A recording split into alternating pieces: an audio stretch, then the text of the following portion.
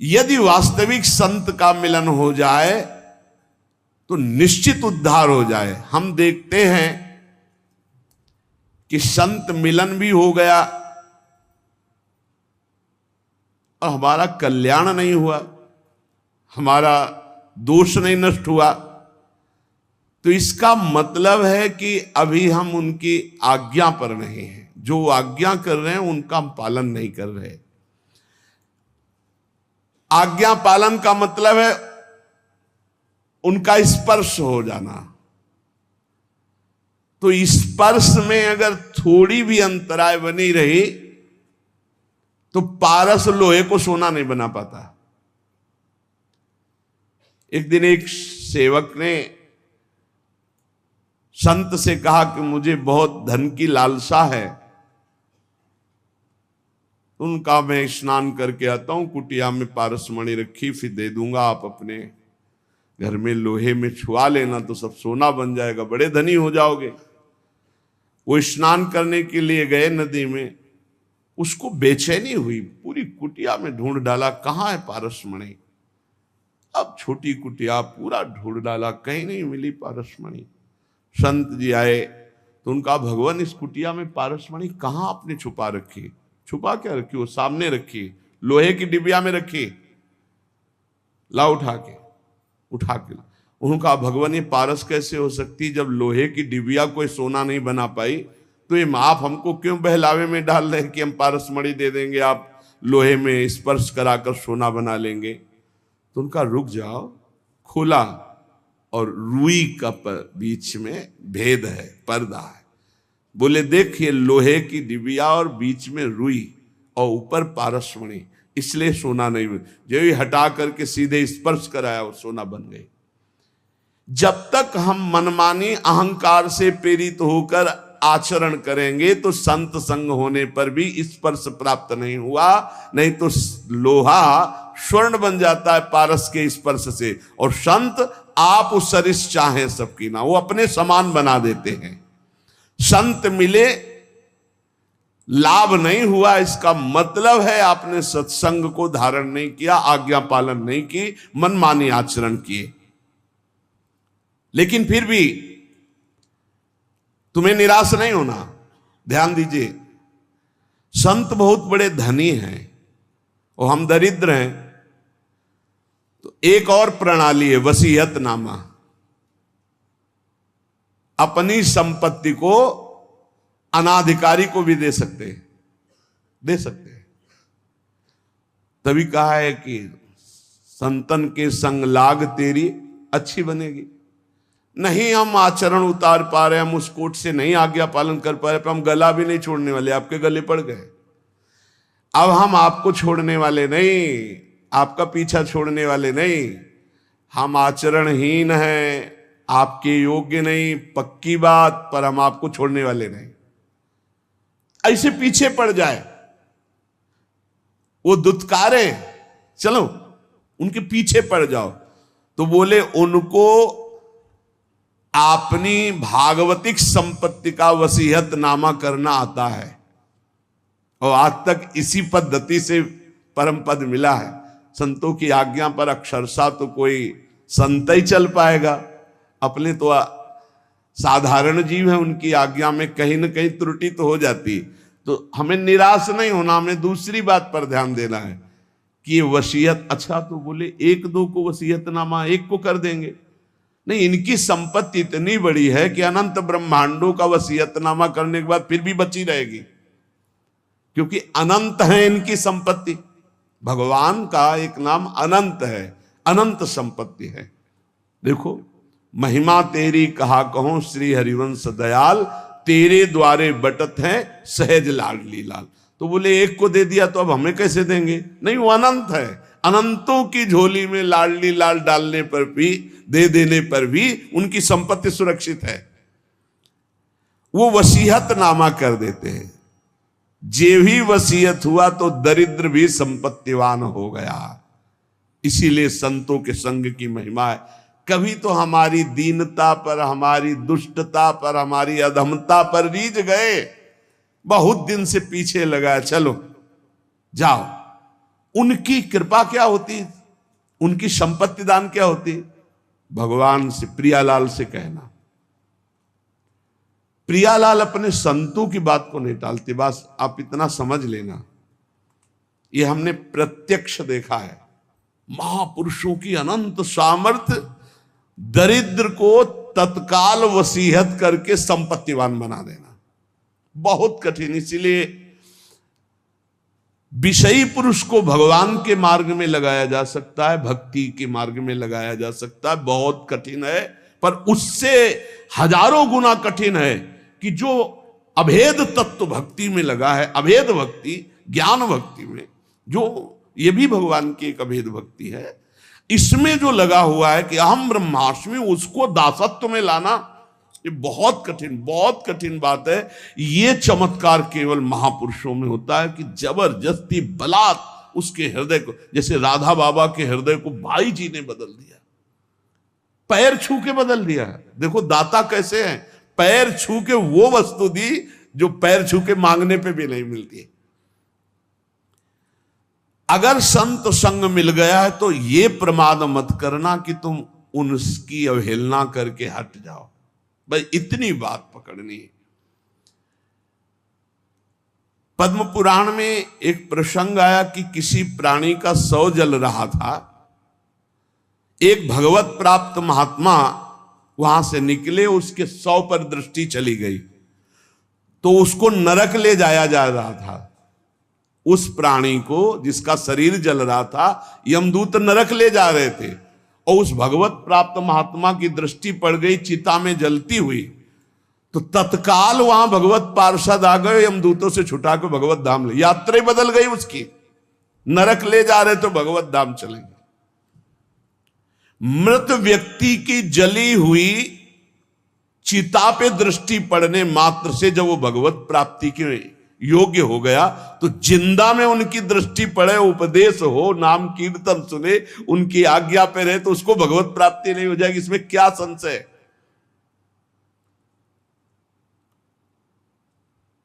बड़े बड़े महापुरुष प्रसन्न रूप से यहां भ्रमण करते रहते हैं। ये धाम है, ब्रजभूमि है, आप जान नहीं सकते कौन किस कोटि का है। जहां लिखा हुआ है अवश्य में भोक्तव्यम कृतम कर्म शुभाशुभम, देख लो चमत्कार। भोगने ही नरक जा रहा था, उसकी चिता पे दृष्टि पड़ गई, रास्ता बदल गया, नरक का रास्ता छोड़ के भगवत धाम, भगवत पार्षद आए। जैसे नरक ले जा रहे थे यमदूत अजामिल को, संतों के संग से ही अपने बेटे का नाम नारायण रखा था, और नारायण पुकारा, यात्रा बदल गई, भगवत धाम चला गया। भगवान के वचन है अवश्य में भोक्तव्यम कृतम कर्म शुभाशुभम, बिना भोगे नहीं बचेगा जीव। पर संत दरस जिम पातक टरे, दर्शन मात्र से, संभाषण मात्र से, कर्मों को बिना भोगे हुए बिल्कुल सत्य विषय संत आपको भगवत प्राप्ति करा देंगे। जो भगवान को प्राप्त संत है भगवत प्राप्ति करा दे, क्योंकि उनसे भगवान से बातचीत हो, भगवान से वो प्रार्थना करेंगे, तब वो सारा कार्य माफ भगवान ही करते हैं, योग माया पर्दा भगवान ही हटाते, पर प्रार्थना संत करते हैं। प्रार्थना हमें जब अगर संत जन मिल जाए तो भगवान से इस बात की करनी कि कभी इनसे हमारी विरति ना हो, कभी हम इनसे हटे ना।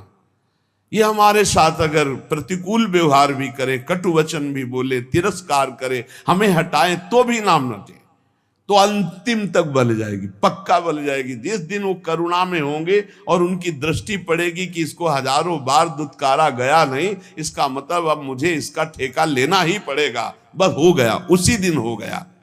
क्योंकि संतों का हृदय बहुत कोमल होता है, वो ऊपर से कठोरता का अभिनय मात्र करते हैं। संत हृदय नवनीत समाना, पर नवनीत में भी दोष कि निज परिताप द्रव्य नवनीता, तो इसलिए कहा कविन पर कहा ही न जाना।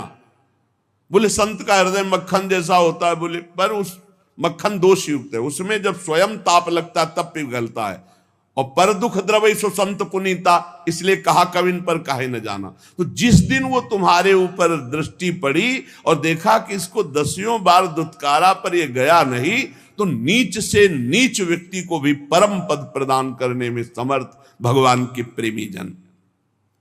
उपासक को चाहिए कि संत के शक्ति प्रयोग का इंतजार करे। संत के अंदर एक भागवतिक शक्ति होती है जो आपका परिवर्तन करती है। जैसे अपने सब लोग हैं, आप कौन सा ग्रंथ पढ़कर वैराग्य धारण किए हो? आप देखो, आपने कब सत असत का चिंतन किया है, सत असत का कब चिंतन किया, और उस सत असत के चिंतन से आपको तीव्र वैराग्य हुआ और आप संसार त्याग करके महान युद्ध करके फिर आप कुछ नहीं ऐसे गोद में बैठे हो ऐसे आ गए।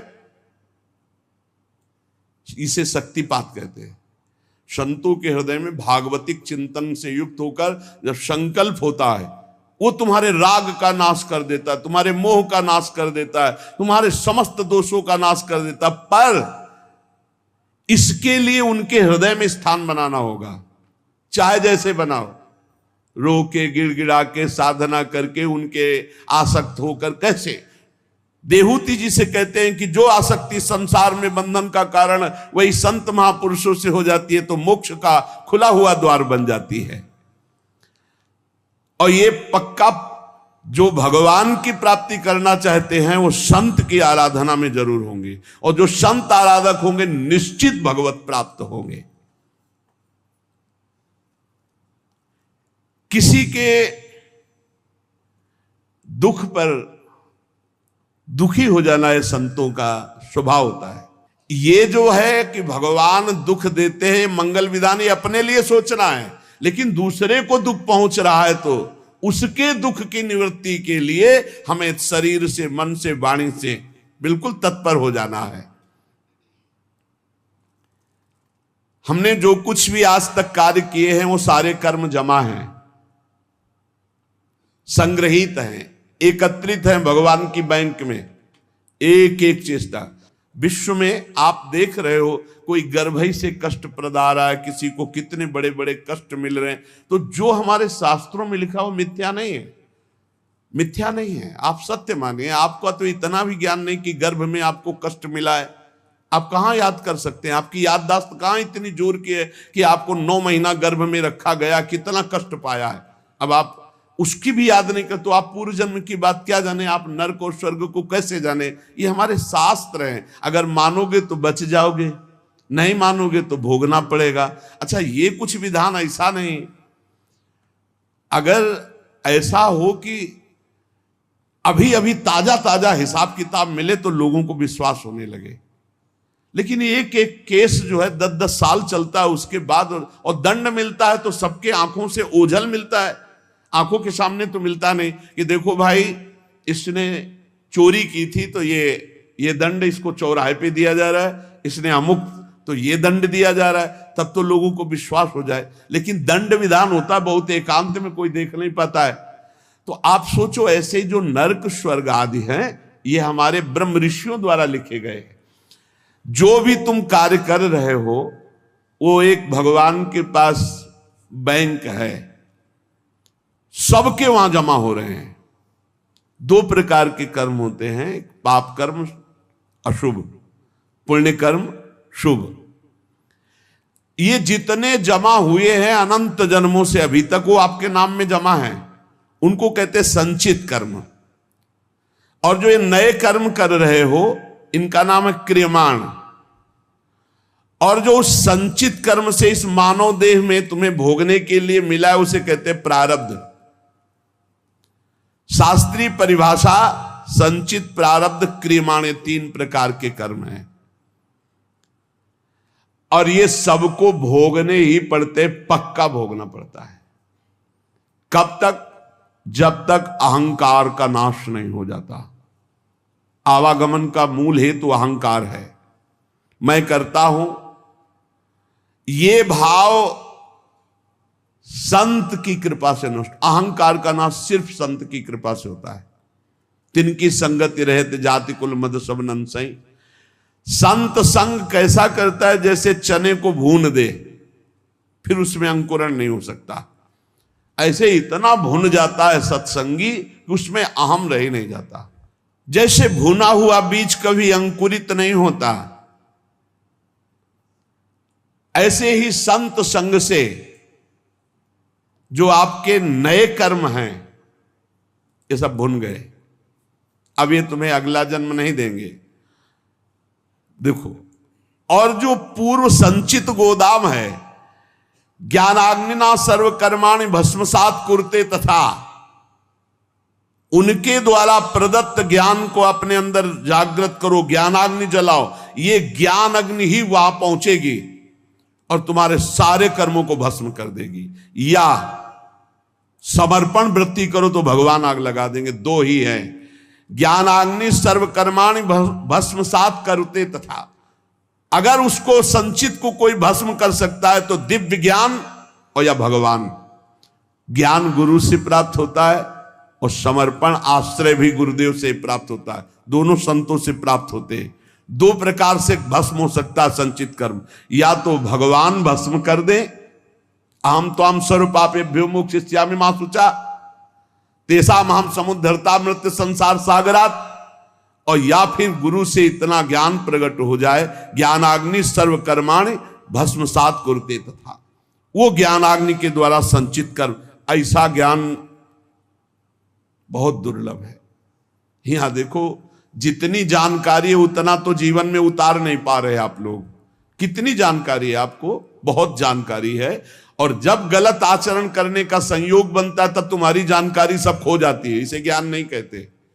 ज्ञान तो उसी समय के लिए है जब असद आचरणों में मन जा रहा हो, उस समय आप बचा लो अपने आप को। तो उपाय है सबसे बढ़िया भगवान के प्रति समर्पित हो जाना। मत चित्ता सर्व दुर्गाणि मत प्रसादात तरिष्यति। जिसने मेरे में चित्त लगा दिया सब दुर्गुण नष्ट हो जाते हैं और मैं उनके संचित कर्मों को भस्म कर देता हूं। हम त्वाम सर्व पापेभ्यो मोक्षयिष्यामि मा शुचा। और प्रारब्ध बड़े बड़े ऋषियों को भोगना पड़ता है। सावधान, प्रारब्ध भोगने के लिए तैयार रहो, इसमें भक्ति को दोष मत देना है। जो संचित से शरीर रच गया उसको भोगना पड़ेगा, कमर कस लो। प्रारब्ध भोगना।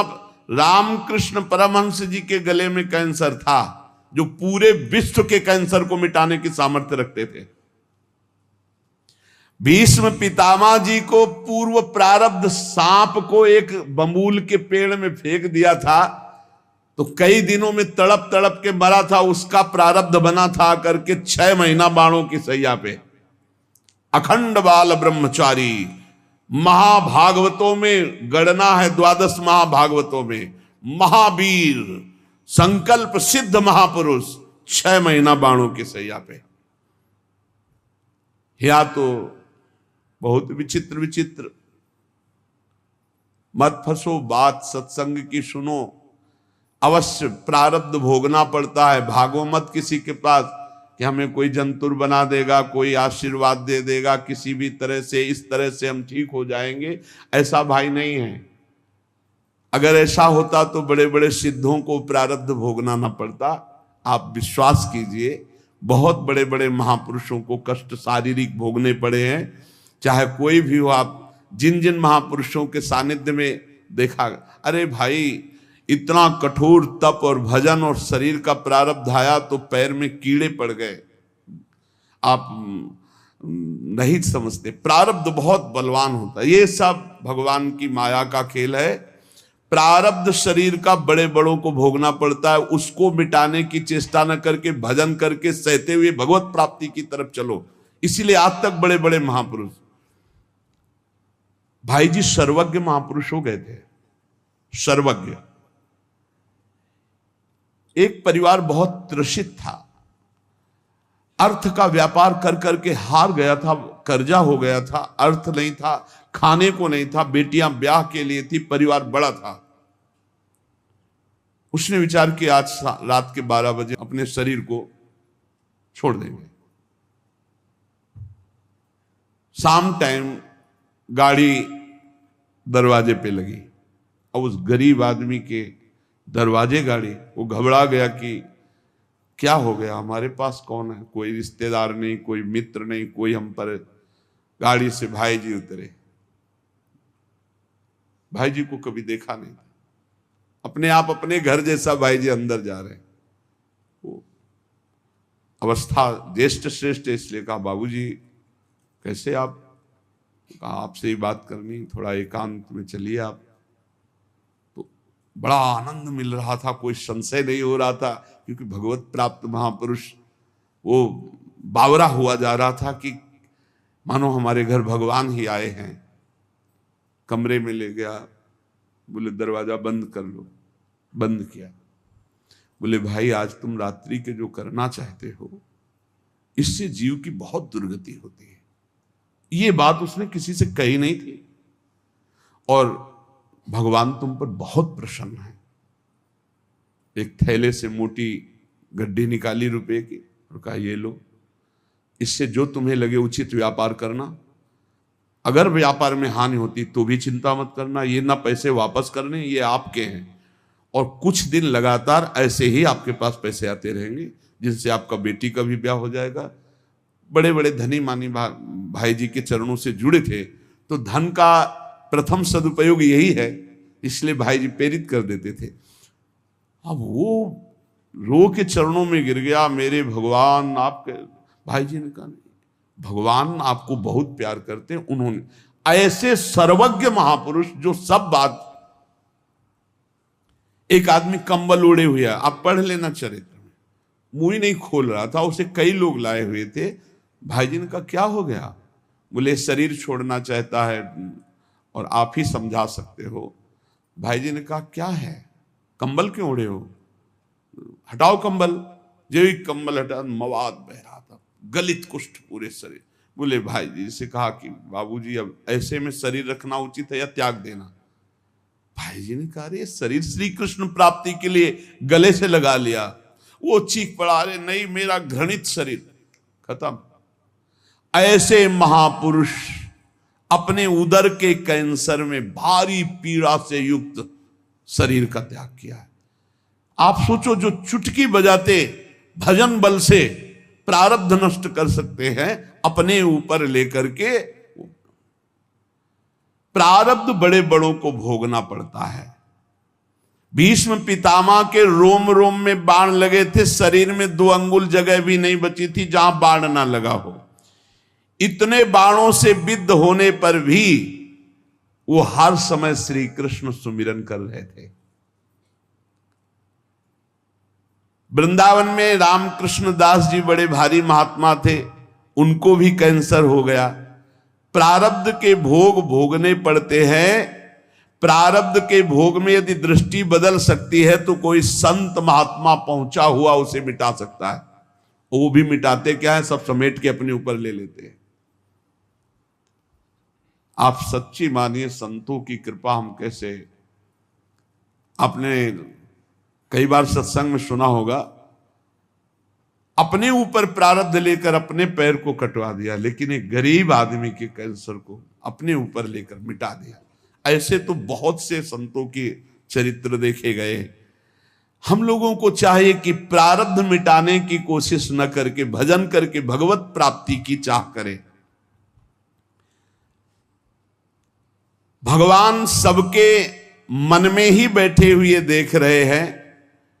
मन से ही दुख सुख होता है। जब आप भजन करेंगे तो प्रारब्ध का आपको दुख नहीं होगा, भोगने में बड़ा आनंद आएगा। भला दुख भोगने में आनंद आता है, लेकिन आनंद आता है कब? जब मन भगवान से जुड़ा होता है। आप ये समझ लीजिए, दुख भोगने में बड़ा आनंद आता है जब मन भगवान से जुड़ा होता है। मन में भगवान बैठ जाते, आनंद ही आनंद।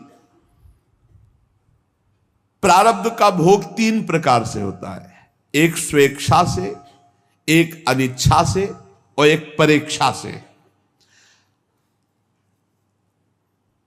हमारे मन में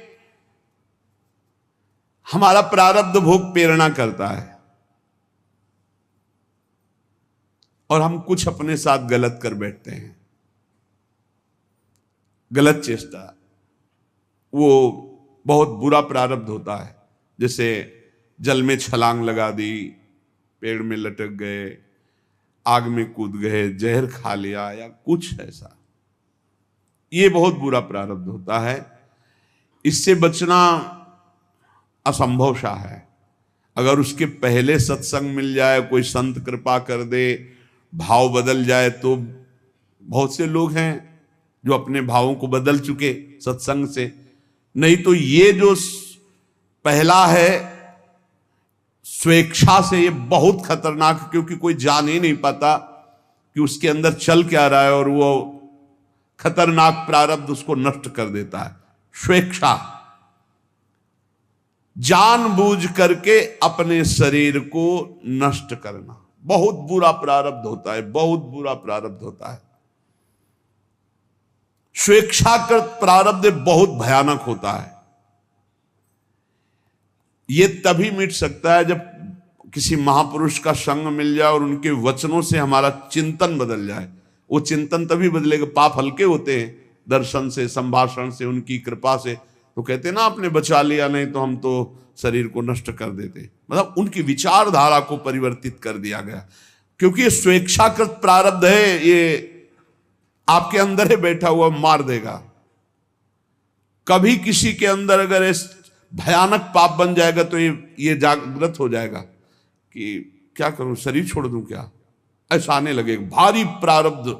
ऐसी स्थिति में फौरन किसी संत महात्मा से मिलो और अपने मन की बात उनसे, जो आपकी बात सुन सके, वो आपको बहुत सीरियस ले सके, समझा सके, उनसे मिलो और अपने स्वेच्छा प्रारब्ध का नाश करा सकते हो। यदि उनकी बात में लग गए तो प्रारब्ध भी बदल सकता है। ये भगवान के प्रेमी जनों में बड़ी सामर्थ्य है।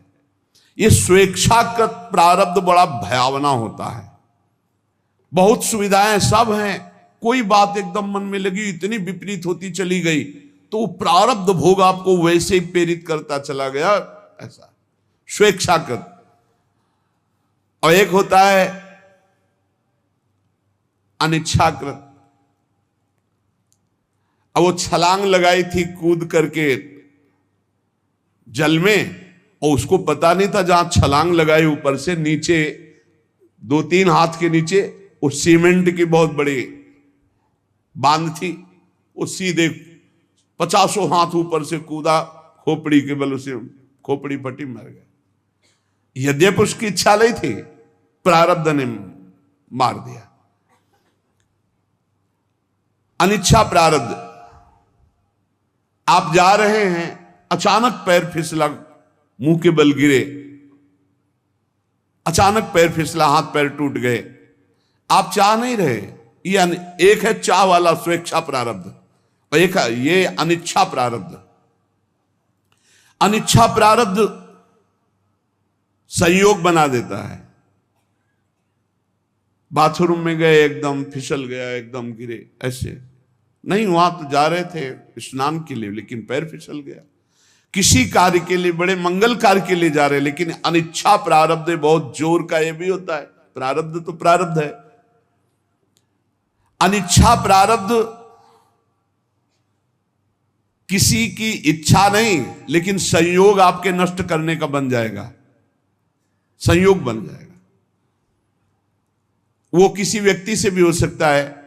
आप आराम से चले जा रहे हैं, उसको नींद आ गई और गाड़ी चढ़ा दी आप पे, उसकी ना इच्छा है ना आपकी इच्छा है, अनिच्छा प्रारब्ध। अब 1 मिनट पहले वहां से निकल जाते तो वो जो ऊपर की बालकनी थी उनके ऊपर ना गिरती, मस्ती से आराम से जा रहे, ठीक समय पे बालकनी नीचे गिर के मर गए। बैठे चाय पी रहे, पेपर पढ़ रहे, पीछे की दीवार गिर गई। अनिच्छा प्रारब्ध बहुत तरह का होता है। अनिच्छा प्रारब्ध को मिटाने के लिए भी भगवद आराधना, संत संग। कई बार आपसे प्रार्थना की है, अगर आप याद किए हो सत्संग में, कि आप जब अपने घर से निकले तो 5 महाभागवतों का नाम जरूर ले ले। बिल्कुल आपका हर प्रारब्ध संयमित हो जाएगा। आप ध्यान रखना, भक्ति भक्त भगवंत गुरु चतुर नाम बपु एक, इनके पद बंधन के नासत विघ्न अनेक। हमारी हाथ जोड़ के प्रार्थना है कि इतना बड़ा विघ्न जिसे कोई विघ्नराज नहीं काट सकते, वो भक्तों का स्मरण काट सकता है। अजहू सोच विचार के गई भक्तन पद ओट, हरि कृपाल सब पाछली छमिए तेरी खोट। उचित समझो आप अगर, तो अपने यहां जो श्रृंगार के बाद भक्त नामावली होती है, बहुत छोटा भी है और बहुत से संतों के नाम हो जाते हैं। अब जैसे ध्रुवदास जी की है तो काफी बड़ी है, अगर ऐसा भी ना हो तो 10-5 महापुरुषों के नाम याद कर लो। तो जब आप घर से निकलो तो पहले उनके स्मरण कर लो। हरिवंश महाप्रभु की जय, स्वामी हरिदास जी महाराज की जय, हरिराम व्यास जी की जय, हरिव्यास देवाचार्य जी की जय, नागरी दास जी की जय, सेवक जी महाराज की जय, ध्रुवदास जी, जो संत याद आवे, कबीरदास जी महाराज की जय, रहीमदास जी महाराज की जय। सब भगवान में लगे हुए प्रेमी जन जी हैं, जितने भी भक्तों की याद आवे आप पक्का समझ लें, जब आपको भय का अवसर लगे हमारी प्रार्थना मान लेना, भक्तों का नाम स्मरण करने लगना। आप देख लेना, चमत्कार देख लेना। इनके पद बंधन के नासत विघ्नाने, अजहू सोच विचार के गई भक्तन पदोट, हरि कृपाल सब पाछली छमे तेरी। बड़े बड़े संकटों को, प्रारब्धों को ऐसे भक्ति स्मरण नष्ट कर देगा। घर से निकलो सुरक्षित रहने की भावना में, आप भक्तों का स्मरण तो जरूर करके निकलो। भगवान के स्मरण से भी जोरदार पावर भगवान के भक्तों के स्मरण में। ये बात तुम्हारी समझ में आ जाए तो बात है। हरि को पुकारो लाखों बार, और हरि के प्रेमी का एक बार नाम ले लो तो उतना काम बन जाएगा। भक्तमाल जी में लिखा है। ये अनुभव की बात कहते हैं और बड़े हृदय की बात है। अगर आपको पकड़ में आ जाए तो आ जाए। अनिच्छा प्रारब्ध बहुत भयानक होता है, स्वेच्छा प्रारब्ध तो कुसंग से होता है। जो सत्संग नहीं मिला है तो चलता रहता है, फिर वो निकृष्ट भावना। अनिच्छा प्रारब्ध आपकी इच्छा नहीं, सामने वाले की इच्छा नहीं, घटना। भक्त चिंतन, जब घर से निकलो तो 5 भक्तों का कम से कम स्मरण। ये बिहारी जी के सामने हमको भक्तमाली जी ने बताया था। ऐसे बिहारी जी तो हमने उस दिन यही समझा कि बांके बिहारी जी हमें उपदेश कर रहे हैं। दर्शन हो रहे थे, पास में आके खड़े हुए बोले, बाबा दंडोत बाबा, अगर 5 भक्तों का रोज स्मरण कर ले तो 24 घंटा सुरक्षित रहेगा, उसमें कोई विघ्न नहीं आएगा। पकड़ा कि बिहारी जी बात कर रहे हैं, बिहारी जी हमें उपदेश दिला रहे हैं। देखो, आंख खुलते ही गुरुदेव भगवान, आंख खुलते सबसे पहले गुरुदेव भगवान को नमन, फिर जो स्वाभाविक चिंतन चलता है, और फिर जे भी टहलने के लिए बस शुरू। प्रहलाद नारद पराशर पुंडरीक व्यास अम्बरीश सुख सौनक भीष्म दाल्व्यान रुक्मांगदा अर्जुन वशिष्ठ विभीषणादीन पुण्यानि मानि परम भागवतान ईश्वरामि वाल्मीकि सनकासन नंदन तरुर्व्यासो वशिष्ठो भृगुर जाबालिर जमदग्नि कच्छ जनको गर्गोंगिरा गौतमा मानधाता ऋतुपर्ण वैन्य सगुरो धन्यो दिलीपो नलहा पुण्यो धर्म सुतो ययाति नवसो कुर्वन्तु नो मंगल हमसो इन साधुन सो पंग। शुरू, भक्तों का नाम पहले। मान लो, अगर ये बात मान लोगे तो जान जाओगे, जीत जाओगे। जिसने भक्तों की ओट ले ली, भगवान सर्व मंगल कर देते। हमारी प्रार्थना मान लेना। अरे कुछ नहीं याद है तो ऐसे तो बोल सकते हो, प्रहलाद जी की जय हो, नारद जी की जय हो, ध्रुव जी की जय हो, ऐसे तो बोल सकते हो। ज्यादा नहीं याद है तो अभी वर्तमान के संतों को, संतों में कोई छोटा बड़ा नहीं होता। शालिग्राम की बटिया सब बराबर होती, तुलसी जी का पौधा सब बराबर होता है, चाहे छोटा हो चाहे बड़ा हो। ऐसे भगवान के सब भक्त समान होते हैं। ये जो परेच्छा का प्रारब्ध है, ये आता है कि जैसे हमने पूर्व जन्म में किसी को अपमानित किया, गाली दी है, दुख दिया है, पाप कर्म, वो हमको आके बिना हमारे किसी उपद्रव के वो आके गाली देगा, वो हमारी निंदा करेगा, वो बेमतलब, हमारा उससे कोई मतलब नहीं, पर वो परीक्षा का प्रारब्ध है। इसे भोगना सीखे, इसे मिटाना ना चाहे। परीक्षा का प्रारब्ध, बेमतलब वो बैर कर लेगा, बेमतलब आपकी निंदा करेगा, बेमतलब अपराध, तो शांत भाव से सह जाओ, इसे सहना सीखो। दूसरे के द्वारा दिया हुआ जो हमको दंड है वो हमारा ही कर्म है, परीक्षा प्रारब्ध, वो पूर्व का कर्जा चुक रहा है। कभी किसी को कटु शब्द नहीं बोलना, कभी किसी से कोई मतलब नहीं है, लेकिन परीक्षा प्रारब्ध जब होगा तो निंदा होने लगेगी, वो मारने पर तुल जाएगा, वो आपको चोट पहुंचा सकता है और आपसे कोई मतलब नहीं उससे, पर वो परीक्षा प्रारब्ध, इसे भोग लेना चाहिए। स्वेच्छा प्रारब्ध मिटाओ सत्संग के द्वारा, संत कृपा के द्वारा। अनिच्छा प्रारब्ध मिटाओ खूब भजन साधन अनुष्ठान करके, और परीक्षा प्रारब्ध को भोग लो, जो शरीर पे जैसे भी विधान आवे, और इसी जन्म में भगवत प्राप्ति कर ले। और हमें तो लगता है कि ना स्वेच्छा, ना अनेक्षा, ना परीक्षा, भगवत इच्छा में स्थित हो जाए, जोई जोई प्यारो करे सोई मोई भावे, तो सब खत्म हो गया। सच्ची मानिए, फिर ये दिमाग में नहीं आएगा कि हम इसका मंगल करें, क्योंकि ये तो प्रभु को समर्पित हो गया है। अब क्या मंगल करना? अब कोई इसका मंगल कर रहा है तो प्रभु का विधान है, हम राजी हैं उसी में जिसमें प्रभु हमारे राजी हैं।